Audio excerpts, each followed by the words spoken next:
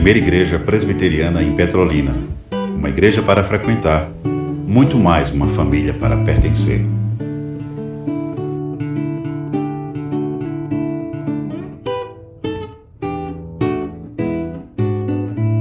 Vamos para o nosso estudo, não é? Vamos para a nossa série. Abramos a Bíblia Sagrada em Tito, o primeiro capítulo. O slide será projetado ali. Tito, o primeiro capítulo, o primeiro versículo. Tito.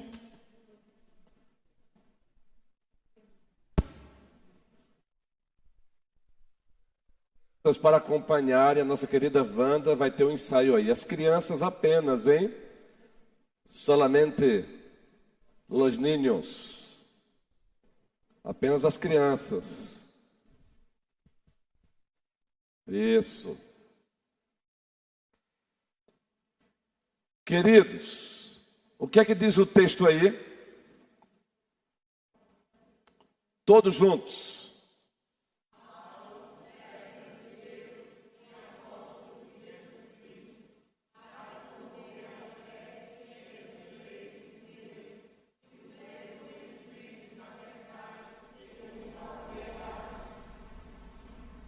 Perceberam aí o destaque aí? Perceberam o porquê do nosso tema também? Novamente, toda a igreja. Sublinhe aí na sua Bíblia. Paulo, servo de Deus e apóstolo de Jesus Cristo, para promover a fé que é dos eleitos de Deus. Qual é o tema da nossa série? Qual é o tema da nossa série? Qual é o tema da nossa série das quintas-feiras? A fé dos eleitos. 2 pontinhos. Cristianismo bíblico, ortodoxo, reformado e vivo. Paulo faz menção a essa fé. Então nós não escolhemos esse tema aleatoriamente. Não, está aí. Existe a fé dos eleitos. E a fé dos eleitos é a fé salvadora. Ela tem um aspecto objetivo e ela tem um aspecto subjetivo. Agora vamos para os slides, porque há 8 dias nós iniciamos aí essa série, trabalhando as razões dessa série. As razões que justificam o pastor da igreja trazer uma série como essa. Lembram das razões? E nós vamos apenas passá-las rapidamente, para que os irmãos atentem para elas. A tecnologia está ali liberando, quando liberar a gente manda. Beleza? Chega aqui, guerreiro Venâncio. A gente vai trabalhando aí, guerreiro. Tu és uma bênção de Deus. Pronto, estava faltando ligar, né, guerreiro? Se não ligar, o carro não funciona não, né, Ilka? Maravilha, Deus é bom. A primeira razão que justifica essa série qual é? A fé sob ataque. A fé dos eleitos continua sob ataque. Por isso, eis a razão, Mônica. Como é bom ver-te aqui, Mônica. A Mônica de João. Mas para alegrar o coração também da outra Mônica, eu vou olhar para ela aqui. Como é bom ver-te aqui, Mônica. A fé dos eleitos continua sob ataque. Pesado. Eu não vou mais tratar sobre isso aí, pois já tratamos. Vou passar o versículo. Segunda razão. Eu acho que eu adiantei, não foi? A segunda razão, deixa-me voltar. Cristãos e igrejas sentindo coceira nos ouvidos quando o assunto é a verdade. Essa é a segunda razão, querida Cida, do porquê estamos trabalhando esse tema. A fé dos eleitos. Cristianismo bíblico, ortodoxo, reformado e vivo. É que infelizmente temos visto cristãos e igrejas sentindo coceira nos ouvidos quando o assunto é a verdade. E os textos foram lidos aqui, eu não vou lê-los mais novamente, está aí. Vou passar para a terceira razão do porquê estamos trabalhando essa série. Terceira razão, um cristianismo ao gosto do freguês. Falamos para vocês que até o Renato Vaz escreveu um livro, já tem mais de 5 anos, com esse título aí. Foi até a editora da Consciência Cristã que lançou um cristianismo ao gosto do freguês. E temos visto isso aí. Os textos também foram citados aqui há 8 dias, não vou mais citá-los aqui. Quarta razão do porquê desse tema. Temos visto aí um cristianismo líquido, um cristianismo sem identidade, um cristianismo sem solidez, sem alicerce, um cristianismo sem pilares.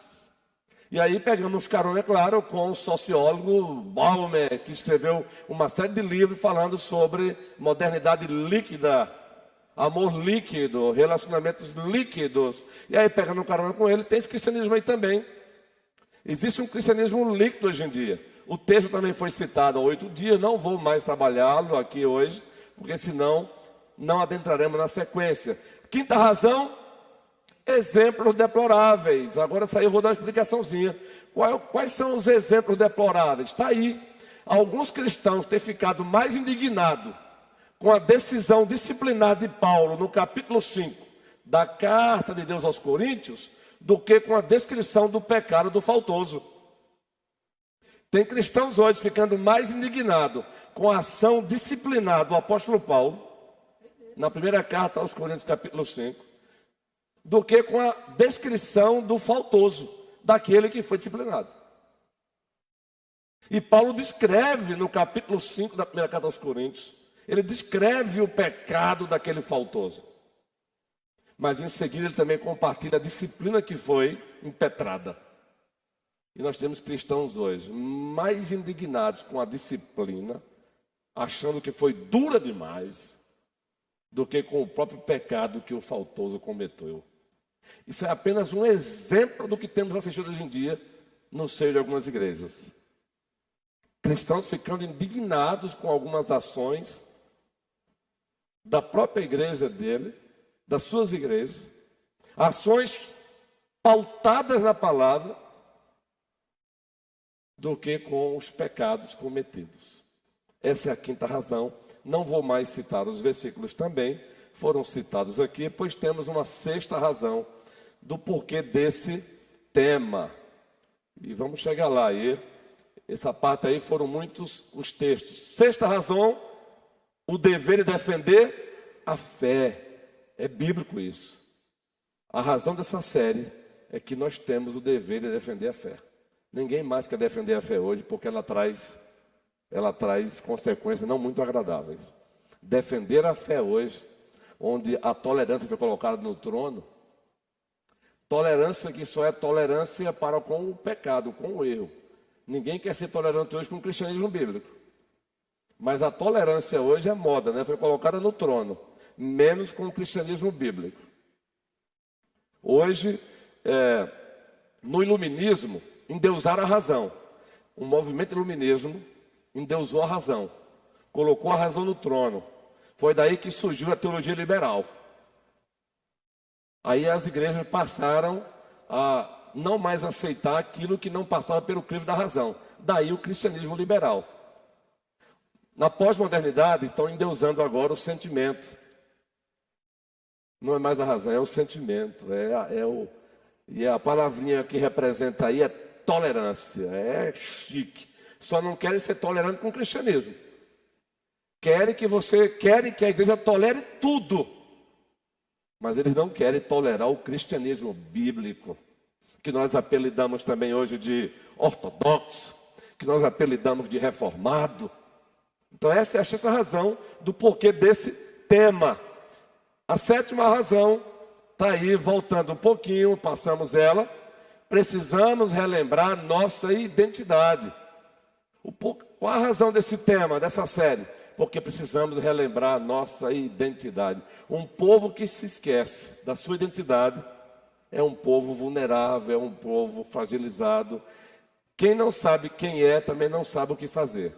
A identidade determina a nossa missão. E por último, nós trabalhamos há 8 dias aqui, a oitava razão e última razão, que foi, observe aí, razão que justifica essa série é uma expressão de amor ao triuno Deus.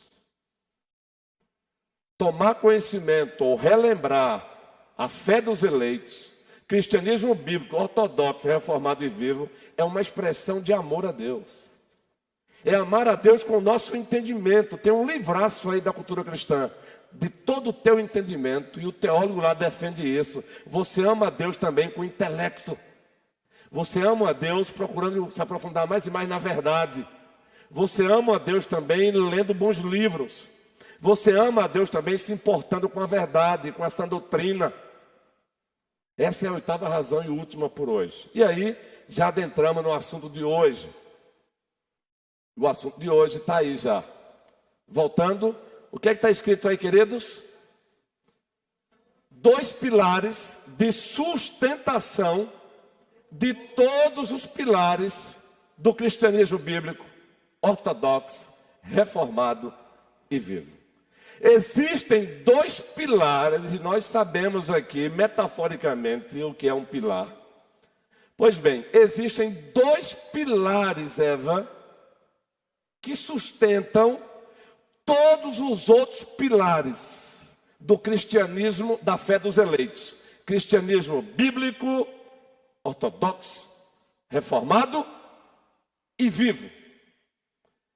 Quando chegar no vivo, lá na frente eu vou explicar o porquê essa palavrinha vivo. Ela não está aí à toa não, viu? 2 pilares, e vocês sabem quais são eles, e vamos relembrá-los. Sem esses 2 pilares, os demais pilares desmoronam. Sem esses 2 pilares, o nosso próprio tema, ele desmorona. A fé dos eleitos, cristianismo bíblico, ortodoxo, reformado e vivo. Sem esses 2 pilares, e vocês já ouviram pastores pregarem desse púlpito aqui para vocês. Vocês já ouviram numa escola, numa classe de EBD, possivelmente. E quem já fez seminário, pelo menos um módulo aí aleatório, já ouviu sobre isso. Simples eles. Quais são os 2 pilares? Primeiro pilar qual é? Deus existe. Se Deus não existe, todos os demais pilares acabam desmoronando. A razão de ser da fé dos eleitos, cristianismo bíblico, ortodoxo, reformado e vivo, é que Deus existe. E nós estamos pregando uma série, vamos passar um bom tempo nessa série, Gênesis 1 a 11, a história que explica todas as histórias. E logo no primeiro versículo temos um sumário do primeiro capítulo. O sumário do primeiro capítulo é: no princípio criou Deus os céus e a terra. Bereshit bara Elohim. No princípio criou Deus os céus e a terra. Bereshit bara Elohim.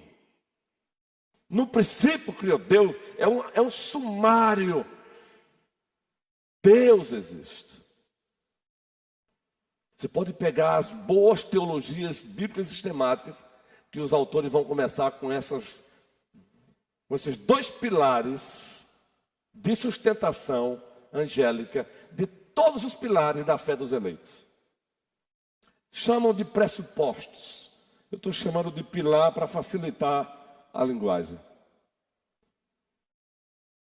São 2 pressupostos quando se estuda teologia bíblica ou teologia sistemática. Deus existe. E o segundo pilar, qual é? Deus se revelou. Pois se Deus não tivesse se revelado, não estaríamos aqui falando sobre a fé dos eleitos, cristianismo bíblico, ortodoxo, reformado e vivo. Esse é um pilar maravilhoso. Se Deus não tivesse se revelado, nós não estaríamos aqui falando de a fé dos eleitos, cristianismo bíblico, ortodoxo, reformado e vivo. Mas Ele se revelou. Aleluia! Hebreus, 1º capítulo, abra sua Bíblia. Eu não coloquei na íntegra, eu coloquei na frente o texto, mas na íntegra não. Vejam como esse texto é fenomenal. Hebreus, o 1º capítulo. Esse texto é extraordinário quando o assunto é Deus se revelou. E aí a nossa sonoplastia, para a glória de Deus, sempre nos abençoando. Todos juntos, vamos ler? Havendo Deus outrora falado muitas vezes e de muitas maneiras aos pais pelos profetas. E o texto prossegue. Nestes últimos dias nos falou pelo Filho, a quem constituiu o herdeiro de todas as coisas, pelo qual também fez o universo. Palavra-chave, havendo. Pode voltar o versículo aí, queridos. Versículo 1. Palavra-chave, havendo Deus outrora falado.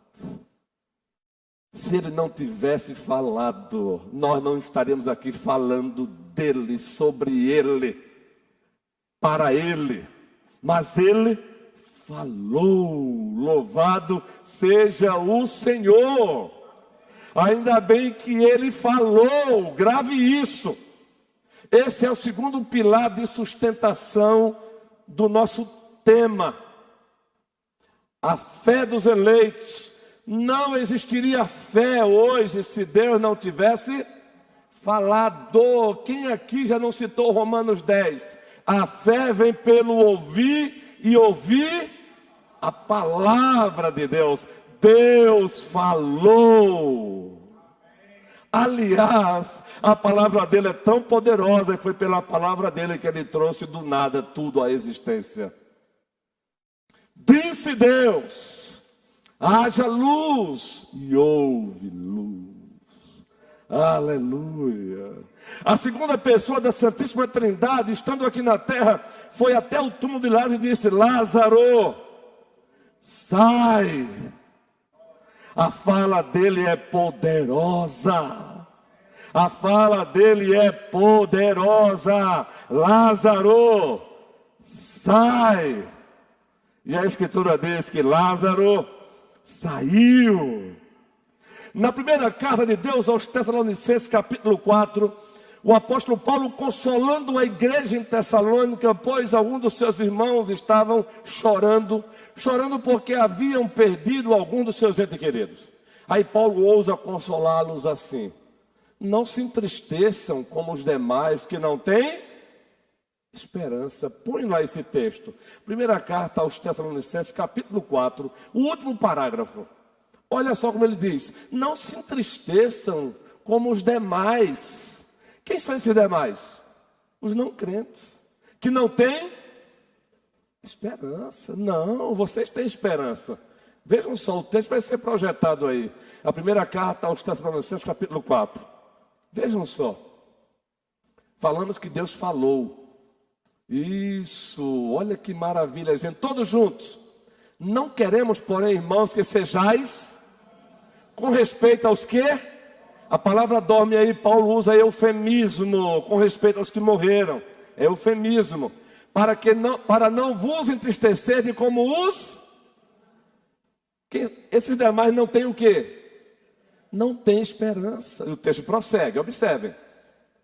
Pois se cremos que Jesus morreu e ressuscitou, assim também Deus, mediante Jesus, trará em sua companhia os que dormem. E o texto prossegue.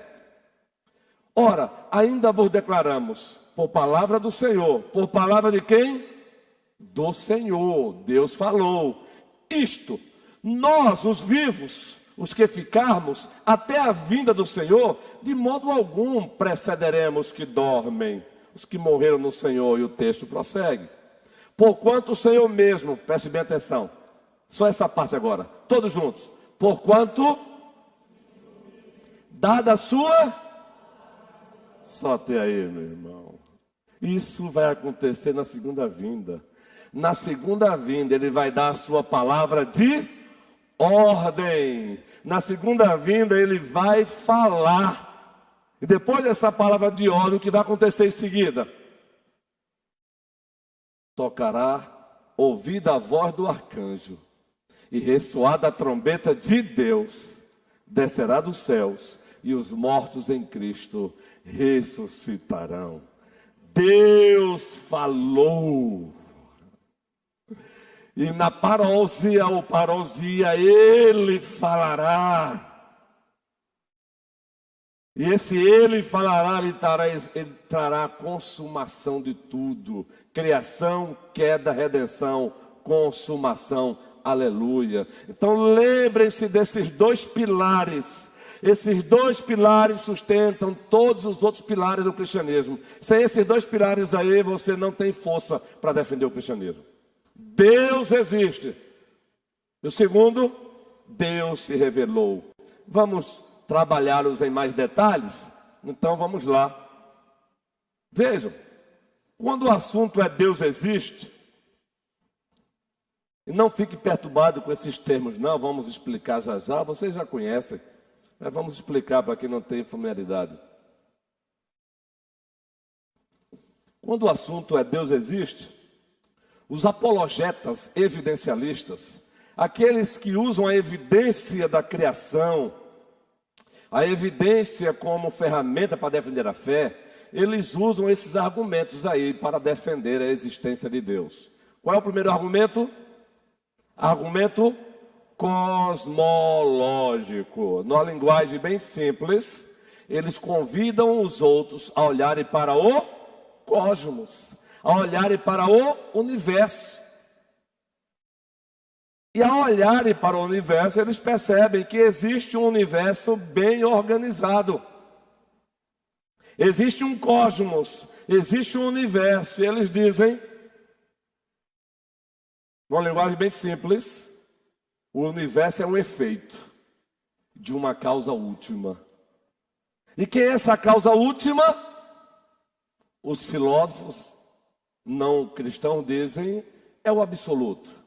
Nós cristãos, evangélicos, protestantes, reformados, declaramos, é o absoluto Deus. É o Deus de Abraão, o Deus de Isaac, o Deus de Jacó. Esse é o argumento cosmológico, queridos. Esse argumento cosmológico está na nossa cara aí, ó. O salmista no Salmo 19 disse o quê? Os céus e a terra proclamam a glória de Deus.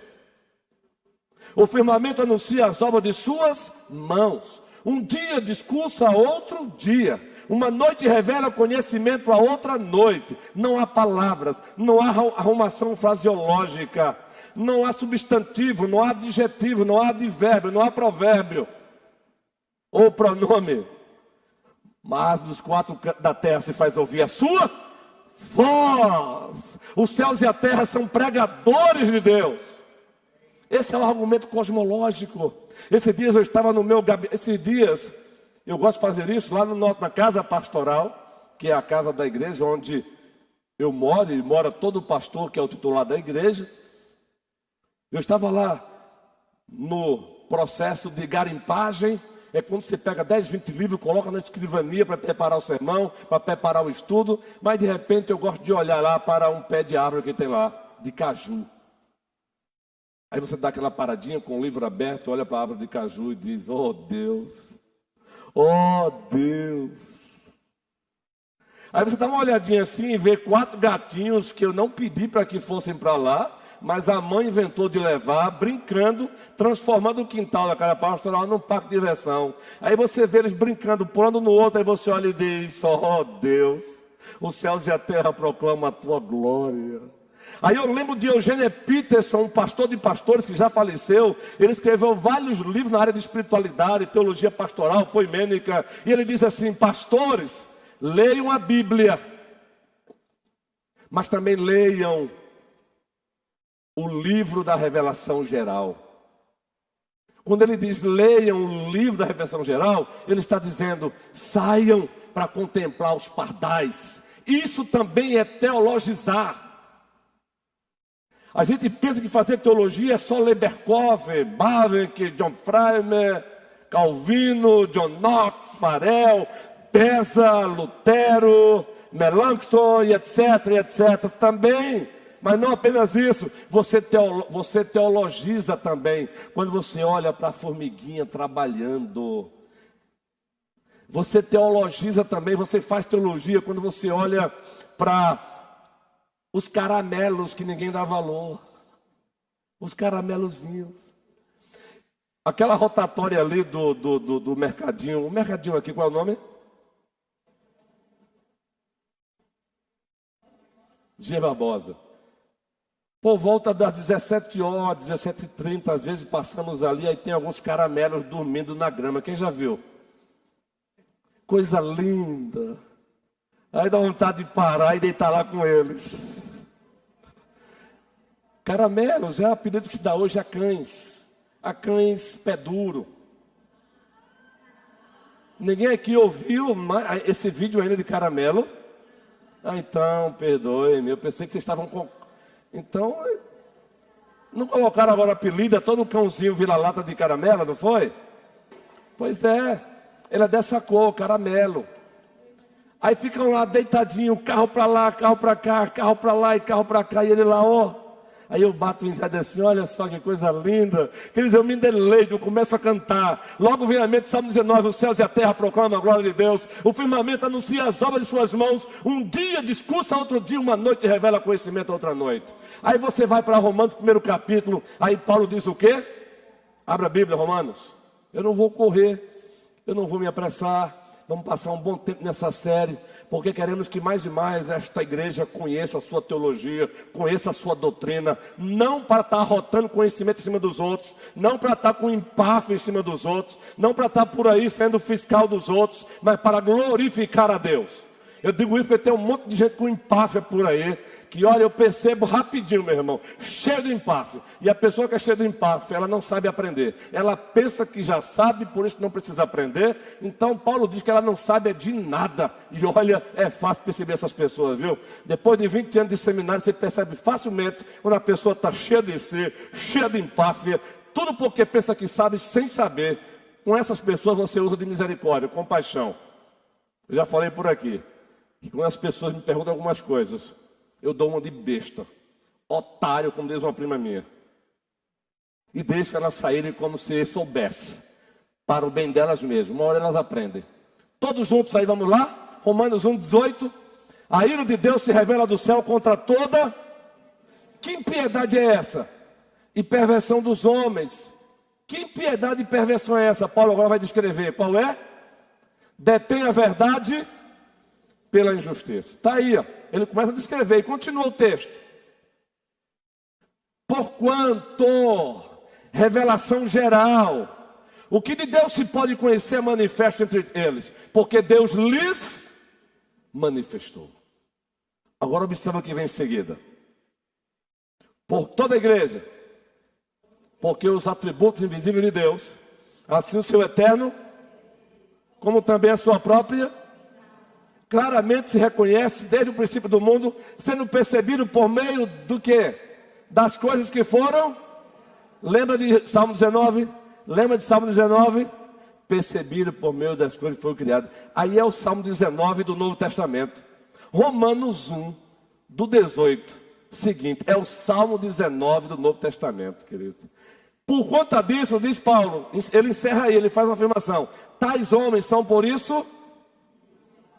A revelação geral, Mônica, torna todo homem desculpável. A lagartixa torna o homem desculpável. A existência da cabra torna o homem desculpável. A existência do cavalo torna o homem desculpável. A existência do pastor Abraão torna o próprio homem desculpável. Voltando para o slide agora. Estou já caminhando para o encerramento de hoje. Não vou encerrar tudo hoje não. Vamos passar um bom tempo. Segundo argumento, o primeiro argumento cosmológico, você convida as pessoas para olharem para o universo. O segundo, ele ganha força aí, sabe por quê? É o argumento teleológico. Alexandro e Alexandra, eu ia trocar, não é, Alessandro? Alessandro e Alessandra. Telos, propósito, finalidade. Entendeu agora? Olha a palavrinha lá, ó. Teleo, telos. Você pode escrever lá, botar 2 pontinhos, significa propósito, finalidade, utilidade, lógico, razão, estudo. Um tratado sobre os propósitos, entendeu agora? Um estudo sobre os propósitos das coisas. Esse é o significado de telos, entendeu? Agora veja o argumento teleológico. Gênesis 1,14. O próprio Deus em Gênesis, ele nos dá esse argumento. Todos juntos. Disse também Deus: haja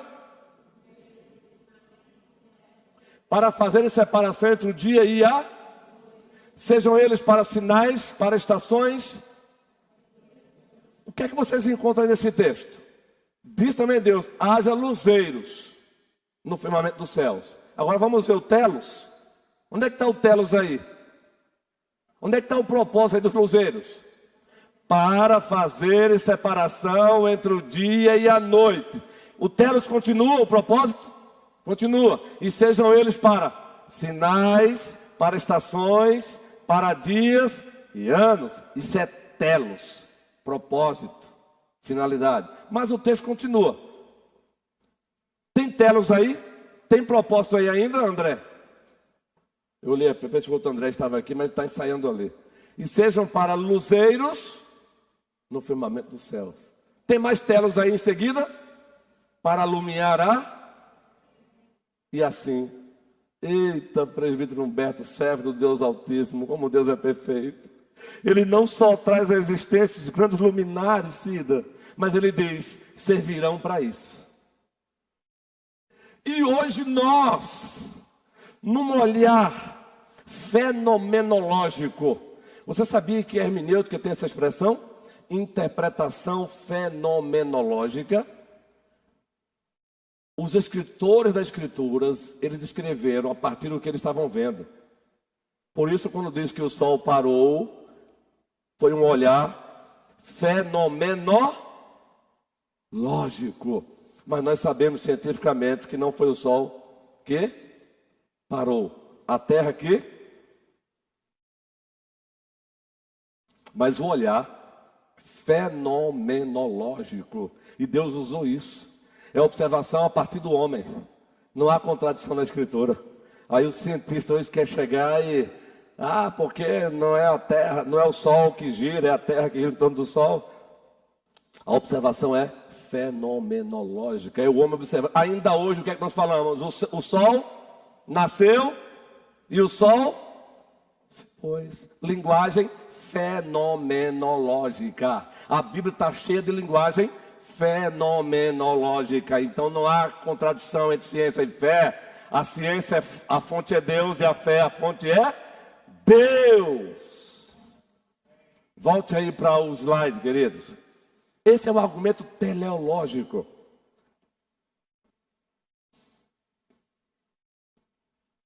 Salmo 104. Eu não vou ler esse salmo todo não, porque não dá. O homem que foi feito à imagem e semelhança de Deus, por ter sido feito à imagem e semelhança de Deus, ele recebeu um mandato cultural. Luciano, carinhosamente Lu. Não? Só Luciano mesmo. Lúcio. Pronto. Eu tenho que consultar a sua vontade. Eu sou maluco, guerreiro. Quem foi que fez? Quem foi que projetou esse microfone? Não tenham medo não, gente. Quem foi? O homem. E o homem foi feito à imagem e por isso ele projetou. O homem nesse aspecto, ele é co-criador nesse aspecto. O homem fez esse microfone para quê? Para quê? Amplificar o som. Se eu pegar esse microfone e tentar bater um prego, eu estou usando ele com o propósito para o qual ele foi feito? O homem que foi feito à imagem dele também foi feito com telos. Ele sabe, ele foi feito com essa capacidade. Quando nós estudamos os atributos de Deus, nós dividimos os atributos comunicáveis em 3 partes: atributos intelectuais, atributos morais e atributos de soberania. E quais são os atributos intelectuais que Deus deu ao homem também? Conhecimento, sabedoria, verdade, veracidade. Deus deu ao homem também a capacidade para isso. Isso aqui é telos. Olha o texto aí, todos juntos. Bendiz a minha alma ao Deus meu, como tu és magnificente, sobrevestido de glória e majestade. Observe como ele começa. Ele começa com adoração, doxologia. Aí o texto prossegue. coberto de luz como de um manto. Tu estendes o céu como uma cortina. Põe nas águas o vigamento da tua morada, tomas as nuvens por teu carro e voas nas asas do vento. Ele está falando da supremacia de Deus, gente. E o texto prossegue.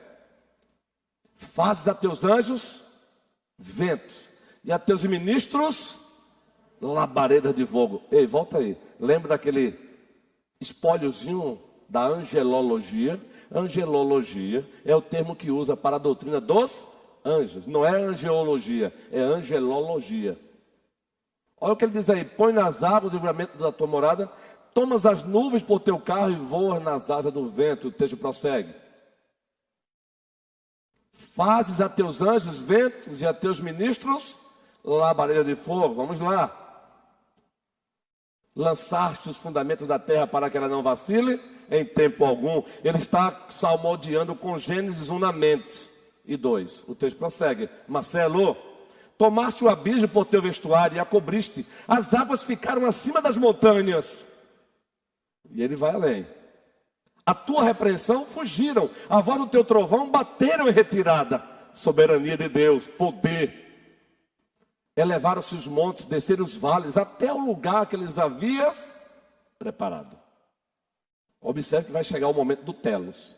Puseste as águas divisa que não ultrapassarão, para que não torne a cobrir a terra. Quem já leu Jó 38? Jó, quem foi que disse para o mar, até aqui, daqui não passe?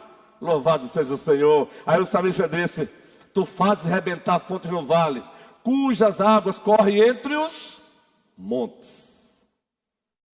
Agora observe, telos, dão de beber a todos os animais do campo.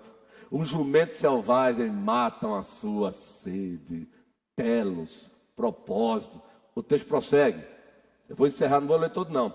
Junto delas tem as aves do céu o seu pouso, e por entre as ramagens desfere o seu canto. Vamos lá? Do alto de tua morada regas os montes, a terra farta-se do fruto de tuas obras. Fazes crescer a relva, vamos lá gente, só os homens. Fazes crescer a relva para quê? Telos. O salmista está salmodiando a Deus com Gênesis 1 na mente, com Gênesis 2 na mente. Para o serviço do homem, de sorte que da terra tira o seu pão. Oh, gente, que Deus maravilhoso. Isso é telos. Agora observem. O vinho que alegra o coração do homem. O azeite que lhe dá brilho ao rosto. E o alimento que lhe sustém as forças. Só até aí mesmo. Leia todo o salmo. Você tem aí doutrina de Deus e atributos, um resumo. Você tem a doutrina da providência de Deus, que envolve sustento, preservação e governo. Se você quer um salmo para estudar a doutrina da providência de Deus, Salmo 104.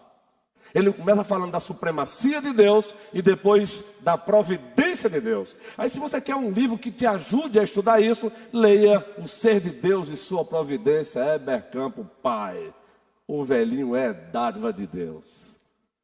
Um livro com quase 700 páginas falando sobre a providência de Deus. Porque Ele não só criou, Ele também sustenta, preserva e governa a criação. Isso é telos. E o argumento teleológico é um argumento que é usado para provar a existência de Deus. Os últimos dois, vou deixar para a próxima quinta-feira. Os últimos vou deixar para a próxima quinta-feira, só vou citá-lo aqui, mas não vou argumentar agora. O argumento, voltando um pouquinho, argumento antropológico e o outro, o argumento ontológico. Próxima quinta-feira, querendo o triuno e majestoso Deus.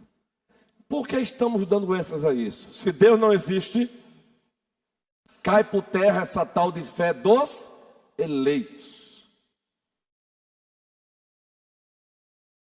Cai por terra cristianismo bíblico, apelidado de ortodoxo, reformado e muito menos vivo. Se Deus não existe, meu irmão. Aliás, você acha que Richard Dawkins, o ateu mais militante do mundo hoje, faz o quê para tentar arrebentar com a igreja? Ele combate a existência de Deus, porque ele sabe que se ele detona a existência de Deus, a Bíblia vai pro ralo, pelo menos na mente dele. Mas aí Deus levanta um Alistair McGrath e responde a ele com outro livro, O Delírio de Richard Dawkins. Deus, é live. É por isso que eu amo os teólogos, eu amo os doutores. É por isso que enquanto eu tiver vida eu vou comprar livros e livros e livros e livros. Mas o objetivo principal, alimentar a igreja do Senhor e glorificar o seu santo nome. Glorificar o seu santo nome. Porque Deus levanta um Richard Dawkins, ateuzão, militante, para querer combater a igreja. Aí ele levanta um Alistair McGrath, cristão, apologeta, para combater os ateus. Deus é Deus, Juan. Alguém esteve com você hoje, Juan, um servo de Deus precioso, e testemunhou o que eu já sabia. Pastor, o Juan está lendo, o Juan está assistindo sermões em YouTube, o Juan está, eu já sabia disso, viu? Deus seja louvado, Juan, pela tua vida, é só o começo. Nessa caminhada vai haver a oscilaçãozinha ali, viu? Quando a oscilação acontecer, não se preocupe não.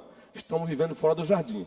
Mas quando a oscilação acontecer, aí você procura bons amigos, bons irmãos, bons mentores. Tu procura o presbítero Humberto, procura o presbítero César, procura o presbítero Clécio, procura aí o presbítero Moisés, procura o presbítero Manuel, o presbítero Adualdo, o presbítero Jorge. Se você quer ser um futuro pastor, procure bons mentores. Bons mentores. Que o Senhor nos abençoe hoje e sempre. Meus irmãos,